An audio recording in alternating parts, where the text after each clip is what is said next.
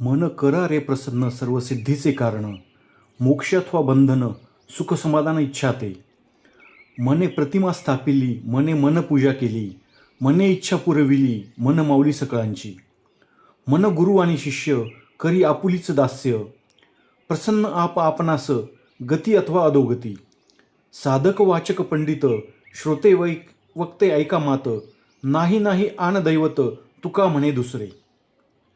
जगद्गुरू संत तुकाराम महाराज म्हणतात, लोक हो, तुम्ही आपल्या मनाला प्रसन्न करून घ्या, कारण मनच कोणत्याही कार्यसिद्धीला कारण आहे. मन निर्विषय झाले असता मोक्ष प्राप्त होतो आणि मन विषयासक्त झाले असता बंध प्राप्त होतो. तसेच त्रिगुणातीत मनामुळे इच्छा सुख समाधान मिळते.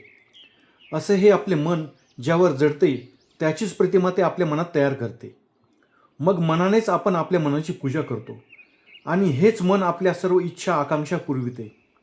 आणि असे हे सर्व लाड पुरवणारे मनच आपली मग माऊली होते. आपले मनच उपासक आणि उपास्य आहे. आपले मन आपणास परमार्थ करण्याकडे प्रवृत्त करत असेल तर ते गुरु आहे. आपले मन स्वैर न वागता वेद शास्त्र तसेच संत आज्ञाप्रमाणे वागत असेल तर ते शिष्य आहे. आणि आपण सांगू त्याप्रमाणे वागत असेल तर ते आपला दास आहे. पुण्याची वासना असलेले मन सद्गतीला आणि पापाची वासना असलेले मन अधोगतीला कारण आहे. याप्रमाणे आपलेच मन आपणास प्रसन्न होत असते. संत तुकाराम महाराज म्हणतात की, ग्रंथाचे वाचक, परमार्थाचे साधक, 6 शास्त्रात निष्णात असलेले पंडित, प्रवचन करणारे वक्ते आणि श्रवण करणारे श्रोते, तुम्ही सर्वजण माझे म्हणणे ऐका. या मनावाचून दुसरे दैवत नाही, कारण तेच नेहमी आपल्याला योग्य दिशा दाखवते.